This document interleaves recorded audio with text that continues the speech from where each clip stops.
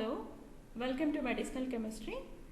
This lecture will be delivered by Sheetal Bhatkurki, wherein I will be talking about the fundamental aspects of a drug development. Also, I will be discussing about the various factors which are responsible for synthesis of drug. I will be able to explain the ADME of a drug. I will be able to highlight few points on ADME, and also I will be able to classify the drugs based on their mode of action and the chemical structures. To begin with, what are drugs? Drugs are strictly defined as chemical substances that are used to prevent or cure diseases in humans, animals and plants. That retain chemical Medicinal chemistry was defined by IUPAC, specified convention as it consists the discovery, the development, the identification and the interpretation of the mode of action of biologically active compounds at a molecular level. To prevent or cure diseases in humans, Drugs animals and act by plants. interfering with biological process. These drugs So act no by drug interfering is with going to be biological completely process. safe. Thereby, All the we drugs, can including say that those no drug is completely non-prescription going drugs to be such as safe aspirin for and 100%. paracetamol, There are would be not certain going to be amount of 100% safe. side effects. They are taken seen. to reduce For the pain. example, non-prescribed Example drugs such aspirin as in case of which is headaches. taken to relieve the pain. However, headache, there is right? huge amount do of side also effects has a side when effect that is taken. gastritic For problems example, are in aspirin commonly there is a seen huge when amount of taken gastric aspirin problem when that taken. arises. So, in simple, Therefore, no drug is going to be 100% 100% safer. But that doesn't mean that we shouldn't take drugs. Drugs are required. There are certain diseases wherein without drugs there is no cure or prevention for them. So drugs are essential for us, but has to be taken in a proper prescribed form and dosage, which depends upon the gender, age and physique of a individual.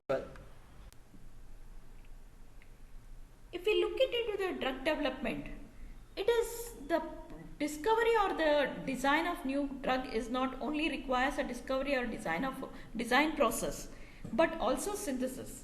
So quite a lot amount of time and labor is spent in these synthesis. And to synthesize the main before we go to the synthesis, the molecule has to be designed. So design, synthesis of the compound of any new entity or a drug-like molecule itself is a very challenging process, where a medicinal chemist, organic chemist plays a very crucial role. The process involves a teamwork. In fact, it's just not the chemistry or the medicinal chemist which is required, but to understand the process of this drug, how it is going to react within the body, what will be its pathway, how it will reach the target site, and what will be its ADME is all well studied by a biochemist.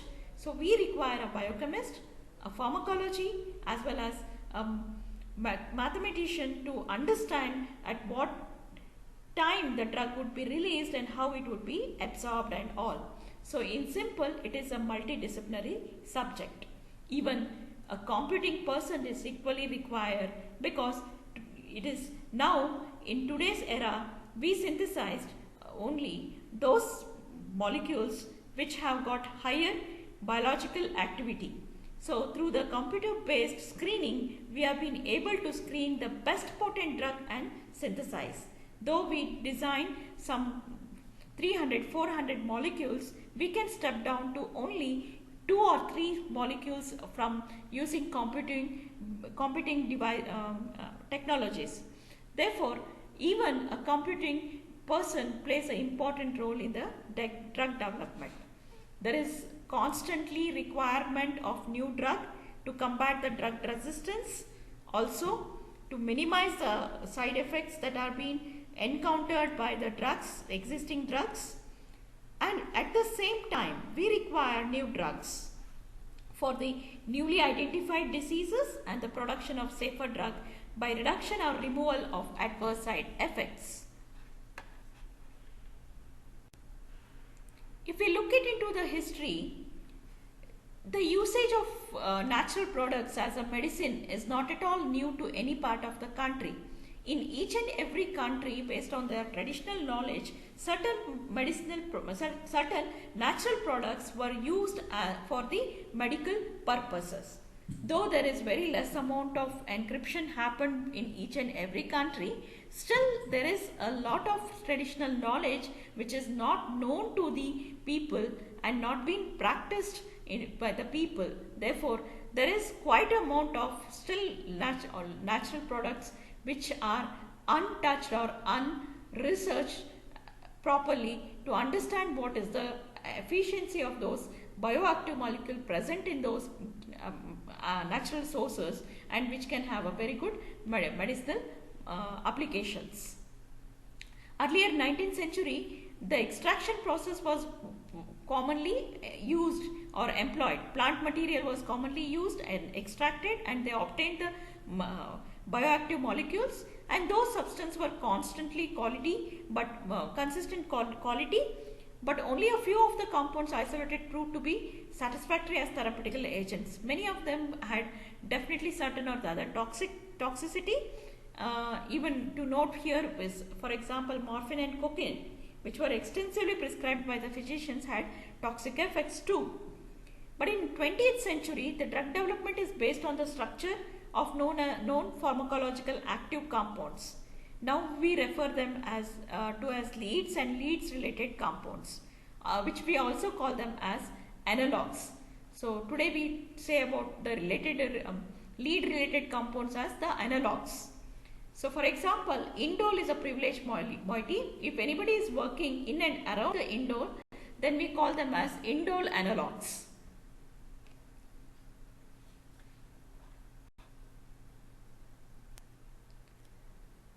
If we look into the first rationale of the development of the synthetic drugs was carried out by Paul Ehrlich and Sakhario Hatta in 1910.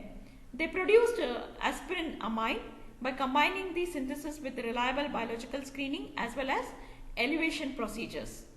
Ehrlich at the beginning of the 19th century had recognized that both the beneficial and toxic effects or properties of a drug were important for its evaluation. He realized that the more effective drug showed a greater selectivity for the target microorganism than in its host, and consequently, to compare the effectiveness of different compounds, he expressed a drug selectivity, and hence its effectiveness in terms of its chemotherapeutic index, which is nothing but the ratio of minimal curvation dose over a tolerated dose. At the start of the 19th century, Ehrlich was looking for a safer anti-protozoal agents with which to treat the splilis than the currently used atoloxy. Hatt and Ehrlich tested and catalogued in terms of his therapeutic indexes over 600 structurally related arsenic compounds. This led to their discovery in 1909 that asparamine, which is now called as salvarsan, could cure mice infected with the splilis. This drug was found to be effective in human, but had to be used with extreme care as it was very toxic. However, it was up in the mid 1940 when it was replaced by penicillin. So Ehrlich's method of approach is still one of the best techniques used to design and evaluate new drug in medicinal chemistry. His chemotherapy index has been updated to take into account the variability of individuals and is now defined as its reciprocal. The therapeutical index ratio is equal to LD50 divided by ED50, where LD50 is the lethal dose required to kill 50% of the test animal over ED50 is the dose producing an effective therapeutical response in 50% of the test animals. I repeat, LD50 is the lethal dose required to kill 50% of the test animals and ED50 is the dose producing an effective therapeutic response in 50% of the test animals. In theory, the larger a drug therapeutical index, the greater is its margin of safety. However, because of nature of the data used in their deviation, therapeutical index value can only be used as a limited guide to relatively usefulness of different compounds.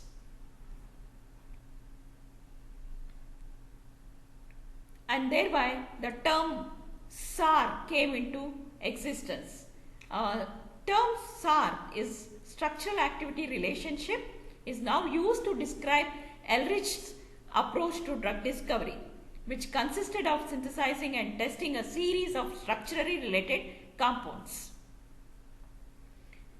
Although the attempt to quantitatively relate the chemical structures to biological actions were first initiated in 19th century, it was not until 1960 when Hans and Fujati devised a method that usefully incorporated quantitative measurements into structural activity relationship determinations. The technique is referred to as QSAR, that is quantitative structural activity relationship. Today, QSAR method has subsequently been expanded by a number of other workers. One of the most useful use of QSAR has been developed in 1970s of the anti-ulcer agents cimetidine and ranitidine. Both SAR and QSAR are important parts of the foundation of medicinal chemistry. So here is the structure of cimetidine and ranitidine. Ranitidine, which is commonly used for anti-ulcer as an anti-ulcer agent, primarily prescribed drug for the reduction of the gastritic juice also, right? Gastritic problems also. Fine. Ehrlich was investigating the use of arsenic drugs to treat syphilis. John Langley at the same time formulated his theory of receptive substances. So in 1905, Langley proposed that so-called receptive substance in the body could accept either a stimulating compound which would cause a biological response, or a non-stimulating compound which would prevent a biological response. So these ideas have been developed by subsequent workers, and there where the theory of receptor came into picture. So theory of receptor came into existence there onwards. So the fundamental concept of medicinal chemistry today involves the theory of receptors or receptor sites, which usually take the form of pockets or grooves or other cavities in the surface of certain protein and glycoprotein in the living organism. Please do not confuse the receptor site with the active sites, which are the region of enzymes where metabolic chemical reaction occurs. It is now accepted that the binding of a chemical agent is referred to as a ligand to a receptor set in motion a series of biochemical events that results in a biological or a physiological effects.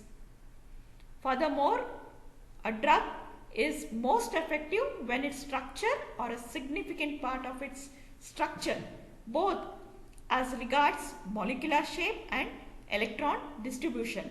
The electron distribution is nothing but a stereoelectronic structure, which is a complementary with the stereoelectronic feature of the receptors, which are again responsible for a desired biological action. Since most drugs are able to assume a number of different conformations, the conformation adopted when the drug binds to the receptor is known as active conformation.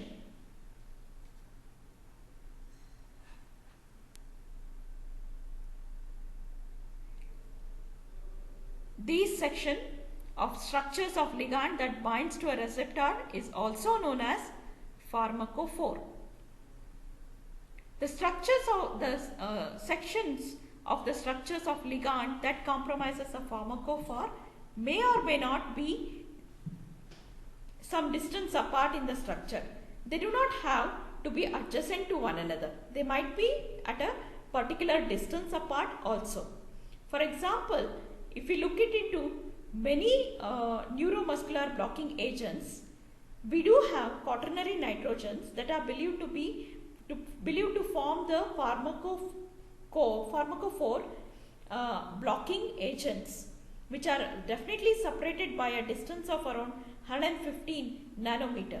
So it is not essential that they should be nearer or they should be quite far. It depends upon how well they are connected to one another in such a fashion that there is stereoelectronic factor which is governing between both the receptor and the ligand.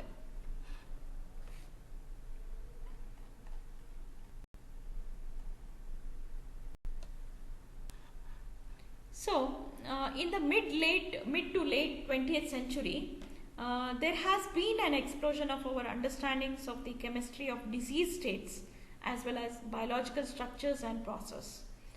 This increase in knowledge has given medicinal chemists a clear picture of how drugs are distributed throughout the body, transported across the membrane, and their mode of operation and metabolism, which I am saying is ADME, absorption, how they are going to be absorbed in the body, how they are going to be distributed, how they are going to be metabolized, and how they are going to be excreted. This knowledge has enabled us to come up with a very good new entities such that we can replace the group which influences any of the factor. It might be absorption or solubility or stability or even the metabolism or even the excretion, such that the molecular structures can be played on and in order to obtain a very good molecule which will have all these factors to be factors. Modern techniques such as computerized molecular modeling and combinatorial chemistry introduced in 1970s and 90s respectively are likely to reduce the number of intuitive discoveries. So, now let us look into the general process of stages in modern day drug discovery, how a molecule is designed and how it has been marketed as a drug. At the beginning of 19th century, drug discovery and design was largely carried out by individuals and was a matter of luck rather than a structured investigation. But it is reversed today. Today it is more of a structured investigation which has led to a new discovery or a new drug molecule.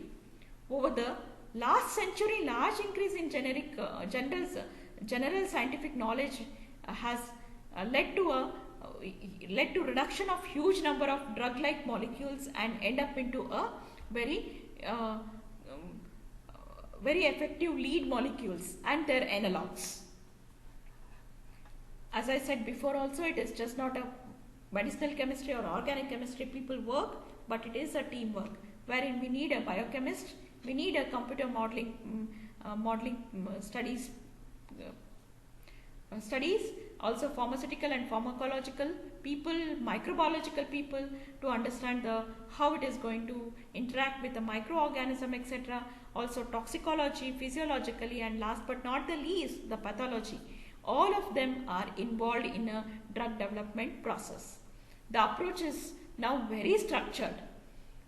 It is not just by a chance that we are able to end up into a new lead, but it is a properly structured wherein all the team members will work to attain the final drug-like molecule which has a very good efficacy. So we need to understand that basic research into the disease process and its cause has to be studied, which assessment of biochemical and biological process of disease and its cause has to be addressed, wherein biochemist does that, and the team decides where intervention is most likely to bring about the desired result. To understand whether we need to work, for example, if I will take into antibacterial property itself, either I can stop the growth of bacteria by seeing that the cell wall ruptures and the bacteria dies, or I can stop the bacterial growth. So there are two approaches. So any drug which is trying to come out into the market saying as antibacterial will work on either of this phenomenon. So we need to understand first basically the biochemical pathways and how it is been how the disease is been causing as well as propagating, and then come back and design the molecule in such a manner that either you stop it or prevent it or you kill the microorganism, etc. So team decides the structure of a suitable lead compound. Not all the molecules that are designed using computer modeling can be effective. There might be some plus or minus of the lead compounds. So we need to play around plus or minus of those lead compounds, synthesize them, and then initial biological and toxicological testing has to be done. Enormous amount of testing has to be carried out. Selection of analogues has to be done based on our testing results, based on our biological results. Maybe some certain time we will have to remodify the structure. That's why we call analogues. And finally, selection of analogues with optimal activity has to be done. And once that is done, it has to undergo through the animal testings and etc. and then to the clinical testing, where 4 phases of clinical trials has to be done. Phase 1, phase 2, phase 3, phase 4. Phase 1 is done at a very limited people, say in only handsome of 5 to 10 people. So on, say phase 2, increase it to number 100. Phase 3, increase it into 1000 and much more higher number. And phase 4, we have to indicate it region wise also. So that's how the clinical trials actually runs. And once we pass through the clinical trials, then the molecule comes out into the market, calling it to be as a drug. Till then it is a drug-like molecule, and then it becomes a drug in the market. Lead and analogues. A lead and analogues and some desirable properties to attain is very essential to be thought before we design a molecule. Bioavailability. The activity of a drug is related to its bioavailability, which is defined as the fraction of the dose of a drug that is found in general circulation. In order to assess a compound's bioavailability, it must be either available off the shelf or be synthesized. Synthesis of a compound could result in the synthesis of an inactive compound, which could be expensive both in time as well as money. In order to avoid unnecessary work and expenses in synthesizing inactive molecules, as well as the time and the labor involved in it, we come up with a rule which is called as Lipinski's rule. So Lipinski's rule is today followed worldwide, which was proposed as a set of 4 rules that would predict whether a molecule is likely to be orally bioavailable. The 4 factors are a molecular mass less than 500 and calculated value of log P, which is less than 5, less than 10 hydrogen bond acceptors, it might be oxygen or nitrogen, less than 5 hydrogen bond donors, again it might be NH or OH. Now, where P is calculated partition coefficient for the octanol and water system, any compound that fails to comply with 2 or more of this rule, this Lipinski's rule, is unlikely to be bioavailable. That is, it is unlikely to be active. Lipinski's rule are based on multiples of 5 and so are often referred to as rule of 5. We always call Lipinski's rule as rule of 5. The bioavailability of the molecule prior to their synthesis has to be tested based on this rule. The next factor is the solubility. Solubility is one important factor and is a prime requirement for compound that are potential drug candidates.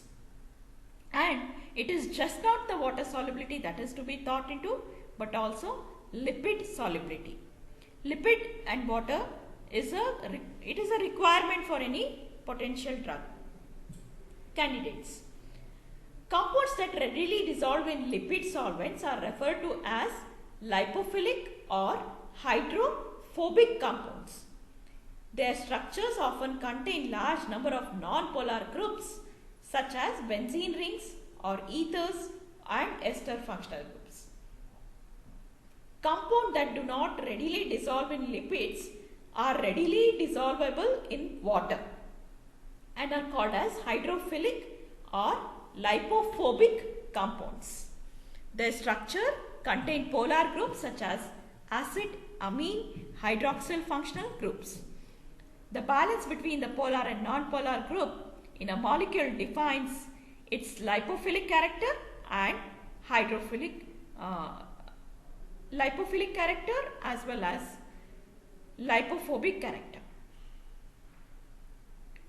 It is desired that the lead and analogues have a balance between their water solubility and their lipid solubility. Most drugs are administered either as aqueous or as a solid preparation. So, need to be water soluble in order to be transported throughout the body throughout the body such that it reaches the target site. Consequently, poor water solubility can hinder or even prevent the development of a good lead or analogues. For example, we have a Taxol, which is a very poor water soluble. Even the curcumin, which is present in the curcuminoids, is also poor water soluble. This made it difficult to obtain a formulation for the administration and intravenous fusion or the normal route of cancer drug. Intravenous infusion. It has to be given only through the veins. Drugs also require a degree of lipid solubility in order to pass through their membrane, and high degree of lipophilicity may become trapped in a membrane. So so it becomes ineffective. So we need to balance all these factors, both lipophilicity as well as lipophobicity. The next important aspect is the structure, the nature of the structure of a lead or an analogues, which will help to determine their ability to bind the receptor and other target sites. Binding is the formation, either temporarily it can be or it can be permanently, and it can be through any chemical bonds also. That how it has been interacting between a drug analog and with the receptor. The binding of most drugs or analogues takes the form of an equilibrium in which the drug or the analogues forms weak and electrostatic bonds such as hydrogen bonding or van der Waals with the receptor. Ultimately, the drug or the analog is removed from the vicinity of the receptor by natural process, and this causes the biological process due to receptor's activity to stop. For example, it is thought that the local anesthetic benzocaine acts in this manner. However, some drugs and analogues act by forming a strong covalent bond with the receptor and either prevent its operating or increase its duration of operation. That's why whenever anesthesia is given, we expect that it should be for 4 hours, but it extends to another 1 or 2 hours for this reason itself. Another example we have is meflin. Meflin, which is used to treat cancer, owes its strong covalent bond to form with the DNA. So, a major consideration in the selection of lead and analogues is their stereochemistry, which is a very, very important factor to be thought. We need to understand, we need to recognize that the biological activities of individual enantiomers and their racemates may be very different, and how they are going to have effect, because each and every individual enantiomers as well as racemates has to be tested thoroughly, and we need to obtain a pure state. Both we need to consider to make the production of optically active compound expensive, and also the medicinal chemist has to prefer to synthesize lead compound that are not optically active. However, this is not always possible, and a number of strategies exist to produce the compound with specific stereochemical centers. So there where the organic chemist plays a very important role in attaining and understanding the stereochemical aspects of a drug-like molecule. Stability, another important aspect of any drug or a lead compound is the stability. Stability can be broadly divided into two main types, two main areas actually. One is stability after administration of the drug and its shelf life. Stability after administration. A drug will only be effective if after administration it is stable enough to reach its target site in sufficient concentration such that it can bring the desired effect. But what if it is not able to reach, or if it is able to reach but there is no sufficient concentration, then it cannot attain the desired effect. That means the drug becomes inefficient in curing or treating the disease. So we need to see that drug to be effective, it must be a stable long enough after administration for sufficient quantity of it to reach the target site. So in order to do this, we need to see that it must not be metabolized too quickly in the circulation process, and at the same time it should not be very long process after reaching the target site. So there are three strategies which are commonly used to improve a drug in situ stability, namely modifying its structure, administering the drug as more stable prodrug, and a suitable dosage form. So in the first one, that is in modifying its structure, where an organic chemist will understand the stability and try to remodify the structure in such a manner that it would be stable when administered, and when it reaches the target site it actually plays its role. So that understanding that has to be well balanced through the chemical, through the structural modification of the lead molecules. The main method of increasing drug stability in the biological system is to prepare a more stable analog with the same pharmacological activity.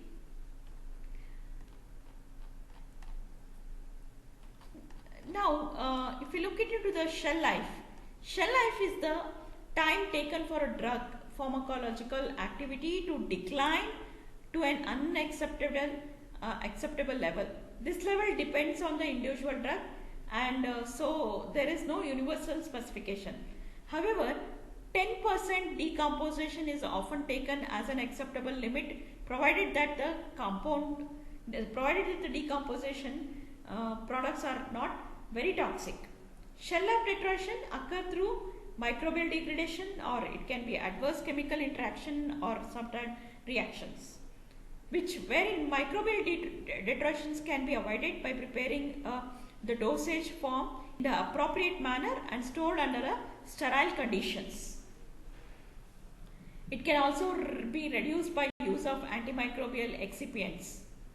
Adverse chemical interaction between the component of a dosage form can also be avoided by using suitable excipients, and also seeing that the chemicals are not directly exposed to heat, light, and atmospheric oxidation, or even to the hydrolysis by atmospheric moistures. This may be minimized by correct storage and use of refrigerations or light-proof containers, airtight lids, and other safety measures.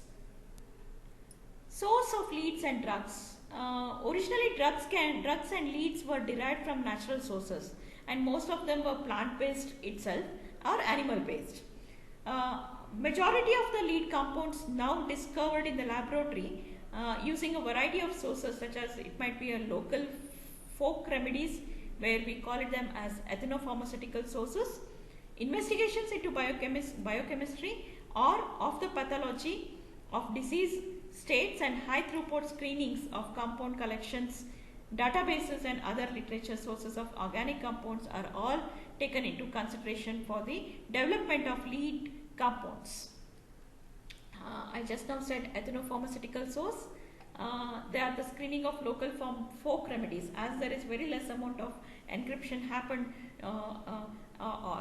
throughout the globe. Therefore, we have very less medicinal plants which were used in the ancient time. So still there is investigations to find what all medicinal plants were used by the folks such that where they were effective, right? One such example, if I have to quote here, is the serpentine, Rauwolfina serpentine, which is widely used, right? It is an antidepressant, depressant used, right? And was widely used by Indians to see that the depression is reduced, right? There are many plant sources. Plant sources is even till today a lot of compounds have been trying to be isolated, extracted, isolated, purified, and assess the pharmacological activity. It's still a lot of potential, a lot of compounds are available in the mother nature. To name few, Taxol, morphine, all those are the natural compounds which were extracted and used for a quite long time. Even till today we are using them, as well as they have been manufactured, synthesized in the lab at a manufacturer scales. Marine sources, there are many compounds which exhibit a wide biological activities and are important sources of new leads obtained from the marine sources. So marine sources also yield the most toxic compounds known to man. However, there is essentially they are derived and they have been they remove the toxic compounds, and as the lead compounds have very good biological activity, therefore it is essential to remove the toxic compounds and use them.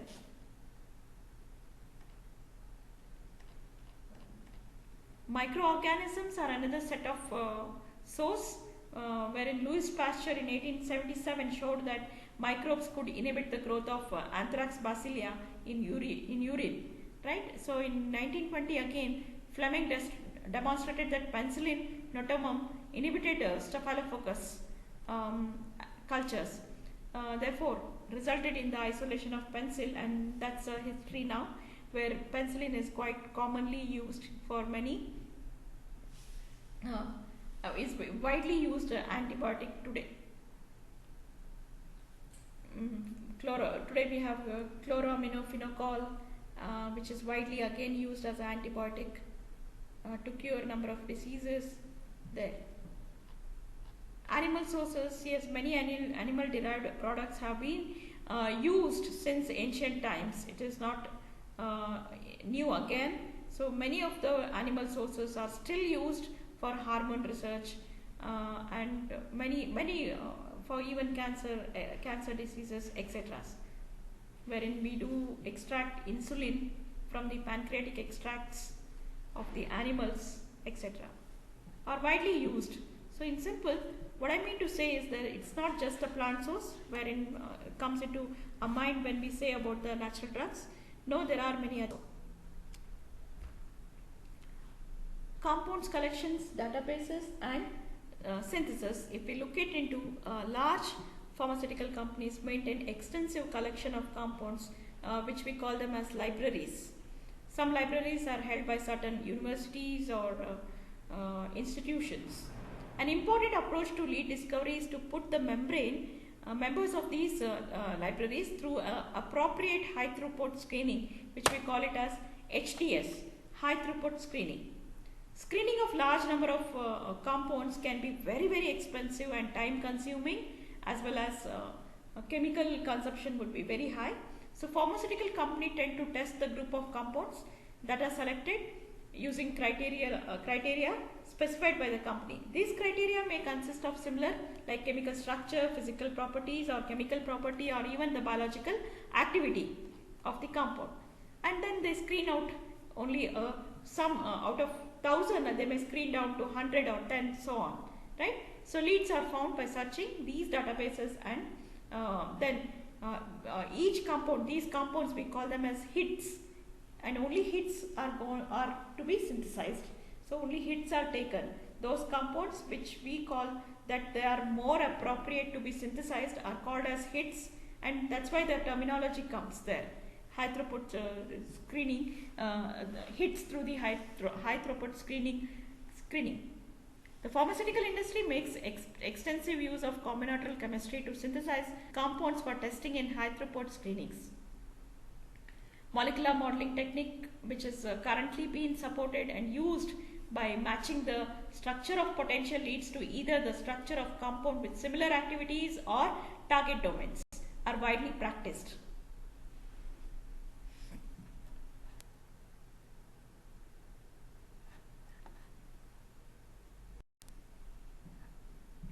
Distribution is the transport of the drug from its initial point of administration or administration to its site of action. The main route is through the circulation of the through the blood serum, and we need to understand the drug interaction with the drug serum protein complex. How it is going to interact with the serum protein. Once the drug is absorbed, it is rapidly distributed throughout the body. Wherever the blood serum flows, then this flows. So we need to understand the chemical and physical properties of blood, which will have a considerable effect on the concentration of the drug reaching the target sites. Drugs are transported in the blood serum as either a solution or bound to the serum protein, generally albumin, right? Serum or proteins are nothing but albumins. The binding of drug to the serum protein is usually reversible. So we need to understand their property very clearly. One drug to the, if I say for example, protein binding can be considerably important when designing a drug regimen involving more than one drug. For instance, the displacement of antidiabetic agent by aspirin can trigger hypoglycemic shocks, and so aspirin should not be used by patients taking these drugs. So we need to understand that, right? Protein binding always allows drugs with poor water solubility to reach their target site. So this is a plus point for us. But that doesn't mean that I would keep on binding with the protein, right? The drug protein complex, which is acting to maintain the drug in a sufficient concentration at the target site to the binding, or to bring about the more response or to the target site, right? That doesn't mean that I would add more of the drug to, say, in such a manner that drug protein complex would be resulting in a high concentration. No, because it has to reach to the high concentration target site, I may increase, but what are the adverse effects because of this has to be also thought. Low plasma protein concentration can also be effective. Just like how high plasma protein concentration is going to be effective, so do low plasma protein concentration also can affect the distribution of the drug. For example, rheumatoid arthritis, etc., where the concentration will be less, protein concentration is less and distribution is becoming slow there. Therefore, your drug will not go and reach to the target site. So protein binding can also increase the duration of action if the drug protein complex is too large to be increased through the kidney by glomerular filtration. So these are the minute thought process which we definitely have to address before we design drug, or after we design the drug, understand them and remodify the analogs, so if there is any chemical changes happening with the interactions. So a lot of things are to be studied during the clinical phase time, right? Major factors that influence the distribution are the solubility and the stability of the drug. Very, very essential. Sparingly water soluble compound may be deposited in the blood vessels, leading to restrictions in the blood flow. This deposition may be influenced by the common effects, right? Similarly, drug stability is also of a particular importance in the serum protein, which can act as an enzyme that catalyzes and the breakdown of the drug. So decomposition of these such as these can result in higher dose of the drug being needed in order to achieve the desired pharmacological effect to bring down the disease down. And definitely it is going to cause the risk, because side effects would be more when you are taking higher concentration of the drug.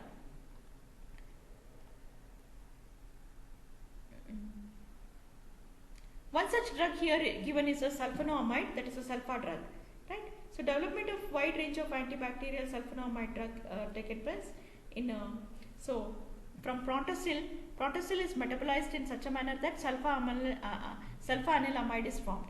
We want prontosil, right? It is administered in prontosil form and it is broken down in a sulfa-anilamide form, which has a role. What is its role? It is a role where it is acting as an antibacterial in your, so in the blood serum it has to break down and it has to form a sulfoamide and reach the target site. That's what exactly it has to do.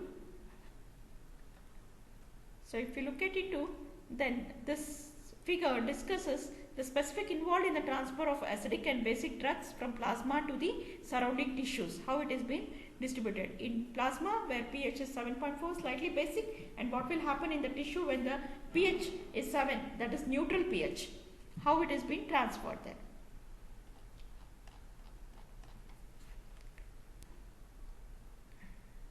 The next important point that need to be thought is the distribution of drugs to the brain entails having to cross the blood-brain barrier, BBB. Many of us do talk about blood-brain barrier. This brain barrier protects the brain from the both exogenous and endogenous compound. The extent to which the lipophilic drugs are able to cross this barrier varies. It depends on many factors. Highly lipophilic drugs such as diazepam or midazolam or clobazepam are rapidly absorbed, while less lipophilic like lipophilic drugs are absorbed more slowly, like chloraminophenine,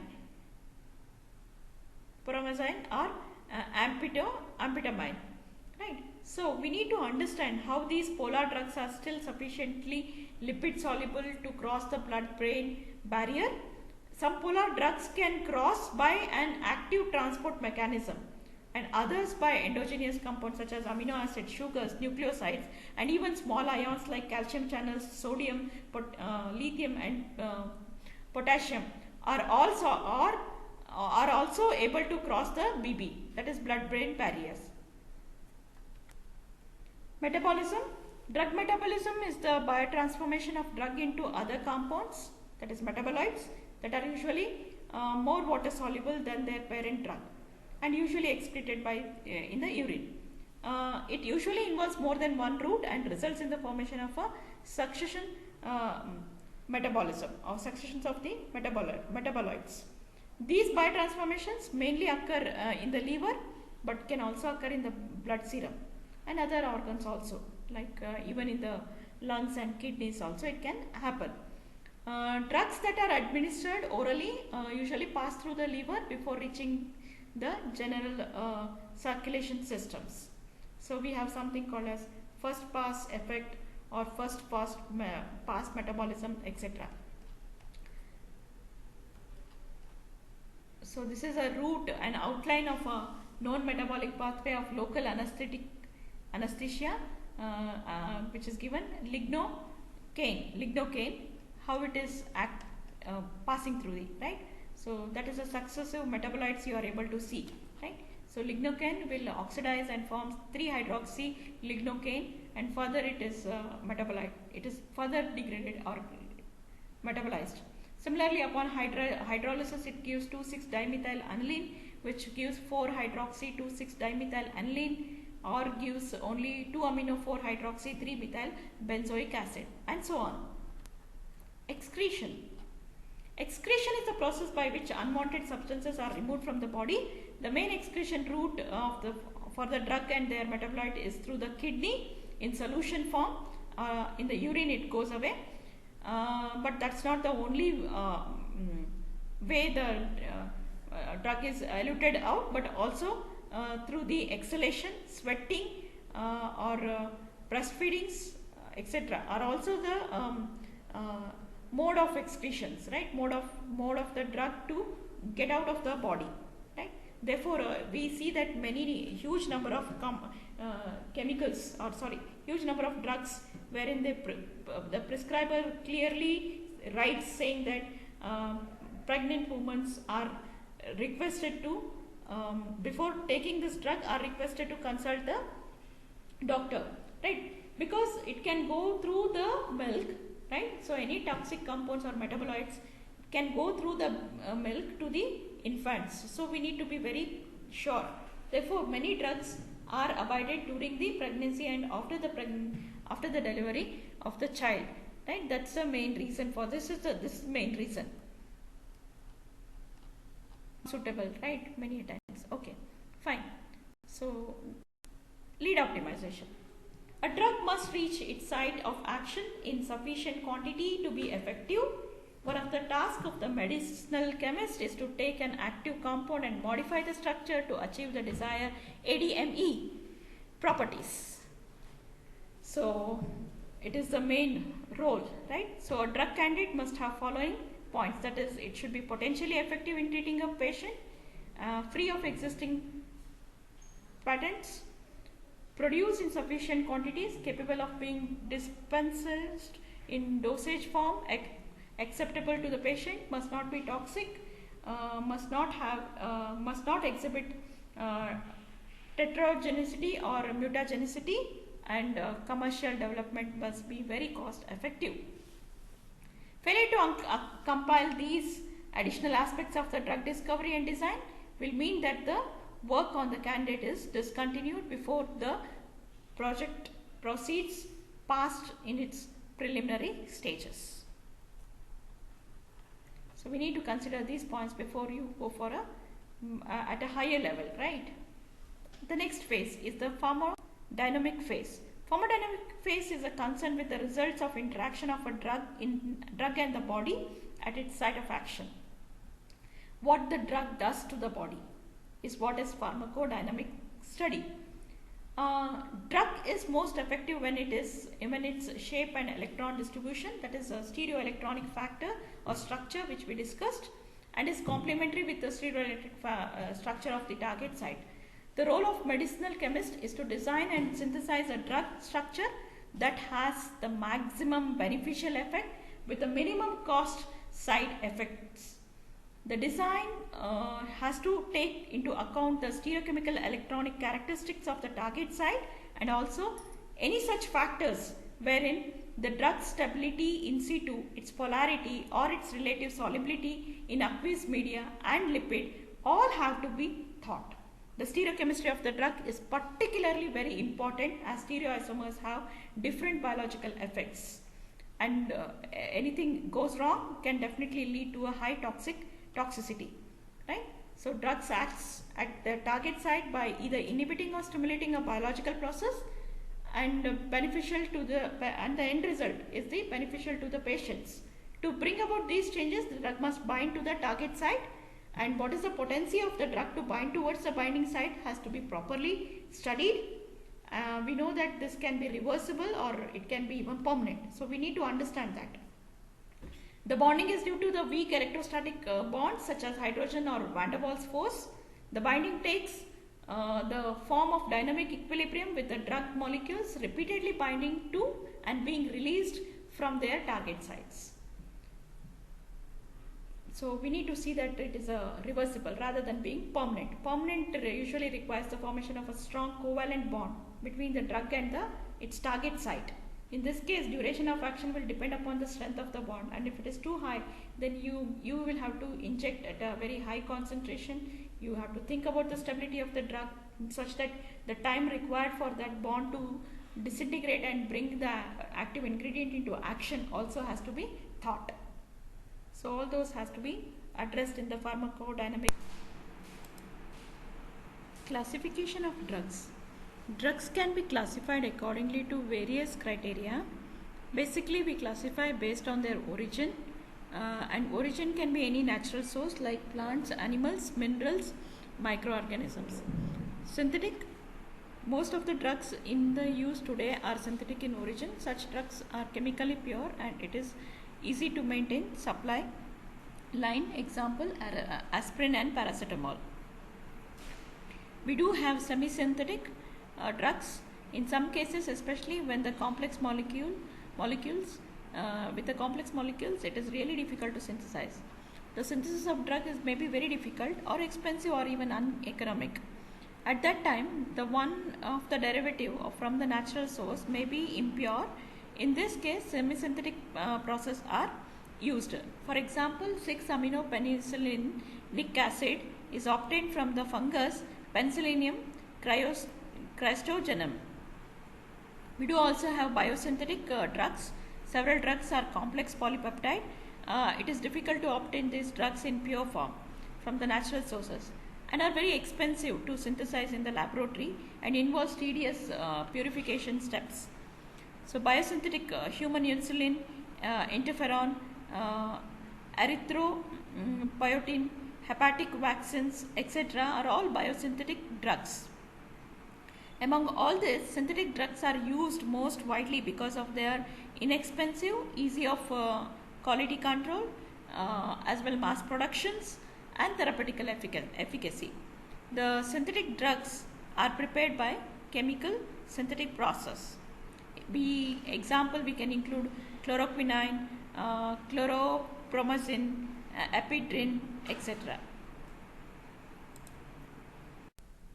Now let's go for classification of drugs. Drugs are grouped accordingly to their structure of their carbon skeleton or chemical classifications.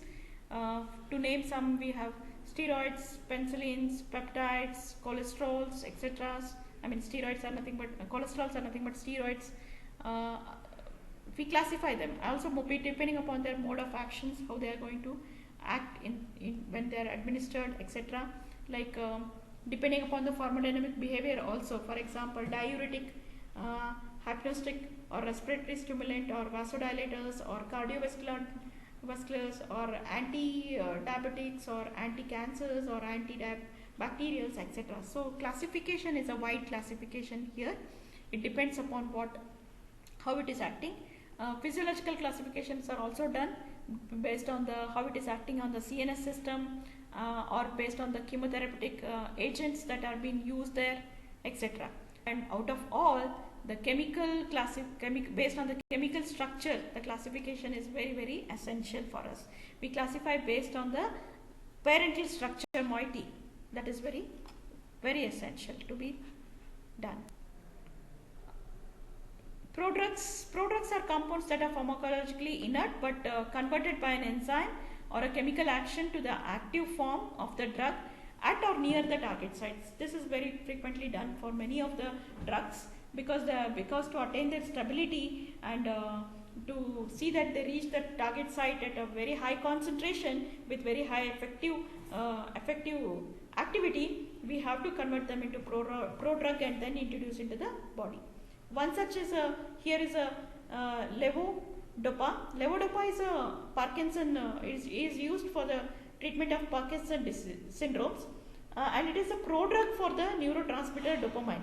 Or else dopamine is too polar to cross the blood-brain barrier, but there is a transport system for amino acids such as levodopa.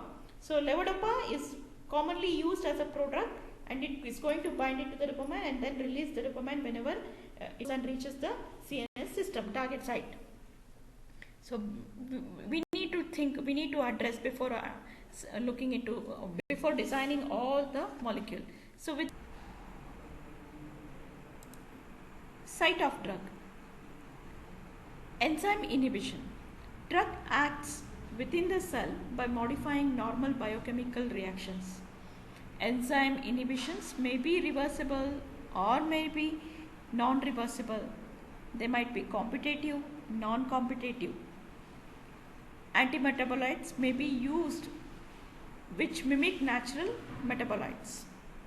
Secondly, drug receptor interaction, which is a very, very important site of drug action. Drug act on the cell membrane by physical or chemical interaction. This is usually through specific drug receptor sites known to be located on the membrane. A receptor is the specific chemical constituent of the cell with which a drug interacts to produce its pharmacological effect. Some receptor sites have been identified with specific parts of protein and nucleic acid. In most cases, the chemical nature of the receptor site remains obscure. Thirdly, we have non-specific interactions. Drug act exclusively by physical means outside of the cell. These sites include external surface of the skin, gastrointestinal tract. Drugs also act outside the cell membrane by chemical interactions. Neutralization of stomach acid by antacid is a good example of non-specific interaction.